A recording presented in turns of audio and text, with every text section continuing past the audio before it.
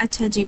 तो अब तक हमने देखा कि कंप्यूटर के अंदर जो डाटा है वो बिट्स एंड बाइट की फॉर्म में स्टोर होता है, और वो जो बिट्स एंड बाइट्स होती हैं वो भी उसी फॉर्म में, ये बिट की फॉर्म में डाटा मेमोरी सेल्स के अंदर स्टोर होता है। होता ये है कि जब हम कीबोर्ड से कोई भी करैक्टर टाइप करते हैं तो उस करैक्टर के अकॉर्डिंग एक आस्क की वैल्यू होती है। वो आस्क की वैल्यू आपके माइक्रो कंट्रोलर चिप उसको स्कैन करता है, और वो स्कैन करके कंप्यूटर के हार्डवेयर को जाके वो वैल्यू दे देता है। कंप्यूटर का हार्डवेयर जो कि ट्रांजिस्टर और कैपेसिटर पे बेस होता है, और वो ट्रांजिस्टर या कैपेसिटर वोल्टेज की बेस पे काम करते हैं, और वो वोल्टेज हाई या लो होने के बेस पे डिसाइड करते हैं कि किस बिट को मेमोरी सेल में स्टोर करवाना है, 0 को स्टोर करवाना है या 1 को स्टोर करवाना है। तो इस तरह से कीबोर्ड से डाटा होते हुए माइक्रो कंट्रोलर चिप के थ्रू हार्डवेयर के अंदर डाटा स्टोर होता है। लेकिन यहाँ जैसे यहाँ पे ये मेमोरी सेल्स बने हुए, इस तरह के मेमोरी सेल्स होते हैं। एक मेमोरी सेल यहाँ है, एक मेमोरी सेल के अंदर सिर्फ एक ही बिट स्टोर होगी, या 0 या 1। तो ये डिसाइड करना कि 0 स्टोर होगा या 1, ये ट्रांजिस्टर या कैपेसिटर डिसाइड करते हैं, और वो वोल्टेज इसकी बेस पर करते हैं कि अगर हाई वोल्टेज होगा तो वो यहाँ 1 स्टोर करवा देंगे, और अगर लो वोल्टेज होगा तो वो यहाँ पे 0 स्टोर करवा देंगे। जैसे यहाँ पे 1 अगर हाई वोल्टेज उनको रिसीव हुआ, यहाँ 0। इसके पीछे पूरा एक सर्किट चल रहा था जिसे मेमोरी सर्किट कहते हैं। वो ट्रांजिस्टर या कैपेसिटर से मिलकर बना होता है। तो वो जिस तरह से वो सर्किट काम करेगा उस बेस पे डिसाइड होगा कि यहाँ पे कौन सी वैल्यू स्टोर होनी है। अगर हाई वोल्टेज उसको रिसीव हुआ तो यहाँ वो 1 स्टोर करवा देगा, और अगर लो वोल्टेज रिसीव हुआ तो यहाँ पे वो 0 स्टोर करवा देगा। इस तरह से सिग्नल रिसीव होने पर यहाँ पे बिट्स की फॉर्म में डाटा स्टोर हो जाता है मेमोरी सेल्स के अंदर। अब इन मेमोरी सेल्स की एक लोकेशन होती है, जैसे इस मेमोरी सेल की 1000, इसकी 1001, इसकी 1002, और सो ऑन। इस तरह से कंटिन्यूस वैल्यूज चलती रहती हैं कि एक मेमोरी सेल की लोकेशन क्या है। असल में यहाँ पे ये लोकेशन हमें इस 1000 फॉर्म में स्टोर नजर आ रही है, लेकिन हमें पता है कि कंप्यूटर जो है वो इस 1000 को अंडरस्टैंड नहीं कर सकता, वो हमेशा 0 और 1 को अंडरस्टैंड करेगा। तो जब वो इसकी लोकेशन स्टोर होगी तो वो भी 1000 की फॉर्म में स्टोर नहीं होगी, वो मेमोरी एड्रेस रजिस्टर जो कि एड्रेसिंग के लिए, एड्रेस लोकेशन के लिए एक मेमोरी एलोकेट होती है जिसके अंदर सिर्फ लोकेशंस स्टोर होती हैं। तो ये वाली वैल्यू जो है ये भी बिट्स की फॉर्म में 0 1 की फॉर्म में कन्वर्ट होके उस मेमोरी के अंदर सेव हो जाएगी। ठीक है, हर हर जो लोकेशन होगी उसकी वैल्यू यहाँ पे बिट की फॉर्म में कन्वर्ट होकर यहाँ पे स्टोर हो जाएगी। ठीक है, तो जब भी सीपीयू को अपने काम करने के लिए किसी भी इंफॉर्मेशन की ज़रूरत होगी तो वो इंफॉर्मेशन का लिंक नहीं भेजेगा कि मुझे ये स्पेसिफिक इंफॉर्मेशन चाहिए, मुझे ये इंफॉर्मेशन ला दो, क्योंकि जब वो इंफॉर्मेशन लेने जाएगी बसेस तो वो यहाँ पे मेमोरी में आकर देखेंगी, रैम में आकर देखेंगी, और रैम में तो इतनी ज़्यादा इंफॉर्मेशन है तो उसको पता नहीं चलेगा कि कौन सी इंफॉर्मेशन।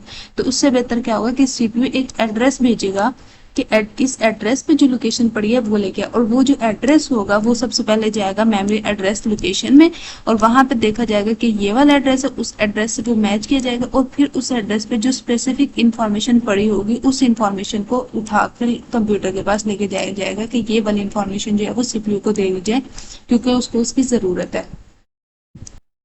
ये एक ज्यादा एफिशिएंट वे है कि किस तरह से जो सीपीयू है वो इंफॉर्मेशन को रिट्रीव करता है। अगर वो 1 बाय 1 यहाँ रैम में जाके हर रो को देखना शुरू कर दे तो बहुत ज्यादा टाइम कंज्यूमिंग होगा, और सीपीयू इतनी देर आइडल बैठा रहेगा, फ्री बैठा रहेगा, वो अपनी उसकी प्रोसेसिंग पावर लूज होती रहेगी। वो कोई काम नहीं कर रहा लेकिन उसकी कंप्यूटेशन पावर कंज्यूम हो रही है। तो इससे बेहतर है कि वो मेमोरी एड्रेस लोकेशन के पास एक क्यूरी भेजेगा कि मुझे एक स्पेसिफिक लोकेशन एक्सेस करनी है, अगर वो तुम्हारे पास है तो तुम मुझे बताओ। यहाँ से वो लोकेशन मैच होगी, और उस लोकेशन पे जो भी डाटा पड़ा होगा पॉइंटर्स के थ्रू यहाँ पे जाके उस डाटा को एक्सेस किया जाएगा, और वो जो भी डाटा होगा वो सीपीयू के पास एग्जीक्यूशन के लिए भेज दिया जाएगा। अब यहाँ से पढ़ते हैं कि मेमोरी लोकेशन या मेमोरी एड्रेस ये क्या होते हैं। अ यूनिक आइडेंटिफायर, एक यूनिक आइडेंटिफायर होता है for each location in memory. Memory में हर लोकेशन होगी उसका एक यूनिक आइडेंटिफायर होगी, क्योंकि यूनिक लोकेशन होगी। Allow CPU to access and store data efficiently. Input output operation involve moving data between memory and external device. For example अगर आप keyboard से कोई भी डाटा राइट करते हैं तो वो जाके मेमोरी में स्टोर होगा, और मेमोरी के बाद वो सीपीयू के पास एग्जीक्यूशन के लिए जाएगा।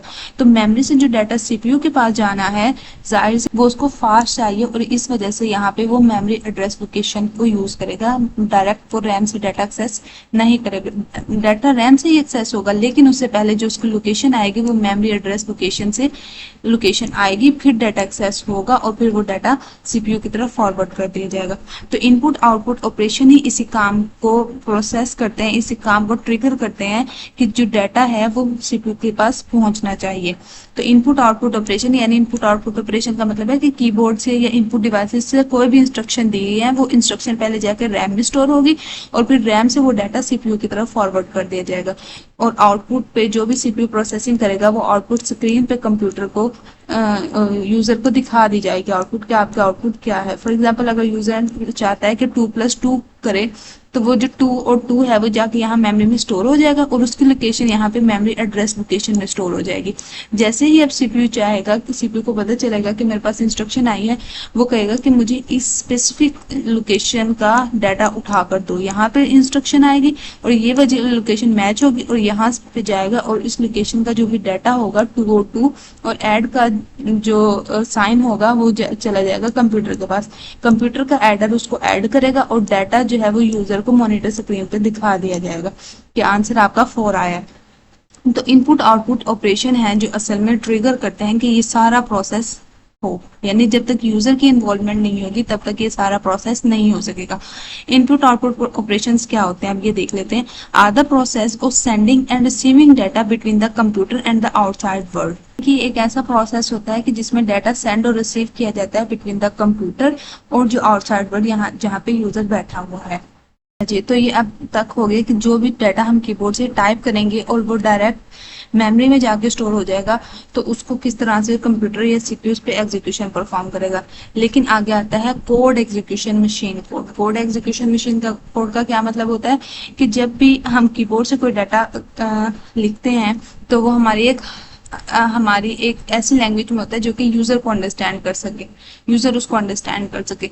और मशीन की जो लैंग्वेज होती है वो होती है लो लेवल लैंग्वेज। तो वहां पे दरमियान में डिवाइसेस होते हैं जैसे सर्किट हो गए, मैंने आपको बताया कि माइक्रो कंट्रोलर चिप होगी जो कि उस डाटा को ट्रांसफर करते हैं लो लेवल लैंग्वेज में, मशीन लैंग्वेज में, डिजिटल लैंग्वेज में। लेकिन कंप्यूटर के लिए बहुत ज्यादा मुश्किल होता है कि वो किस तरह से एक एक वर्ड को 1 बाय 1 उस सारा प्रोसेस से गुजारे और फिर जाकर रैम के अंदर स्टोर करे। तो ये एक बहुत लेंथी प्रोसेस होता है।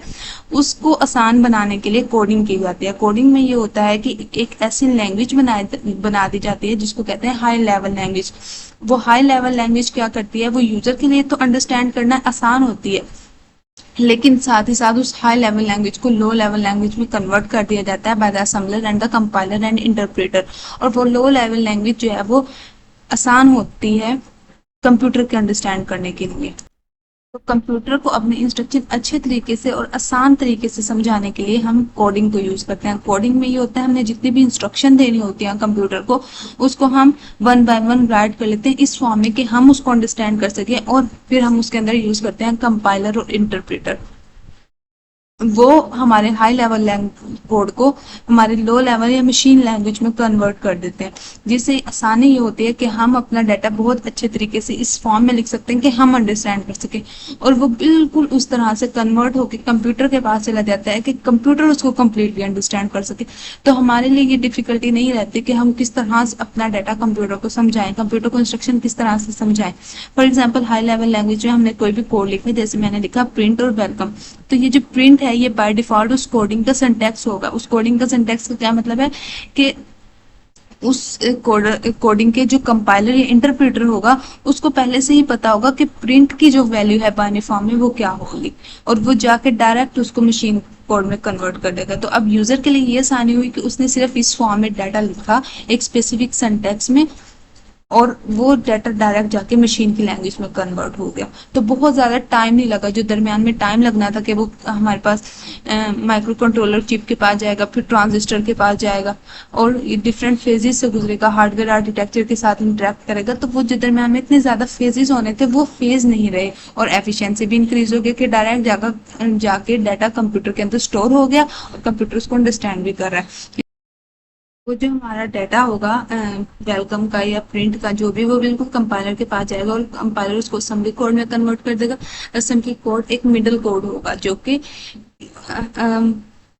बेसिक फंक्शनैलिटी परफॉर्म करेगा ताकि मशीन कोड में आसानी से डाटा कंट्रोल किया जाए।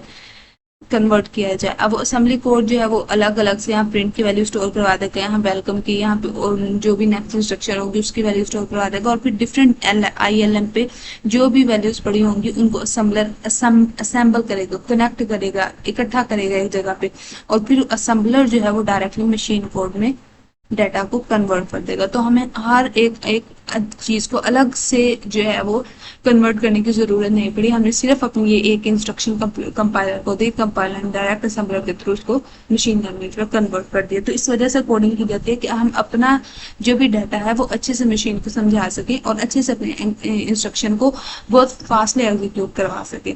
तो यहाँ पे अगर हम देखें तो हाई लेवल लैंग्वेज से कंपाइलर लो लेवल लैंग्वेज में कन्वर्ट कर देगा, जिसे हम असेंबली लैंग्वेज भी कहते हैं, असेंबली कोड भी कहते हैं। असेंबली कोड को भी लो लेवल लैंग्वेज कहा जाता है और मशीन कोड को भी लो लेवल लैंग्वेज कहा जाता है। हाई लेवल लैंग्वेज से मशीन लैंग्वेज या असेंबली कोड में कौन कंपाइलर चेंज करेगा, और फिर असेंबली कोड को मशीन कोड में, डिजिटल कोड में 0-1 की फॉर्म में, बाइनरी फॉर्म में, बिट्स की फॉर्म में असेंबलर जो है वो उस डाटा को कन्वर्ट करेगा।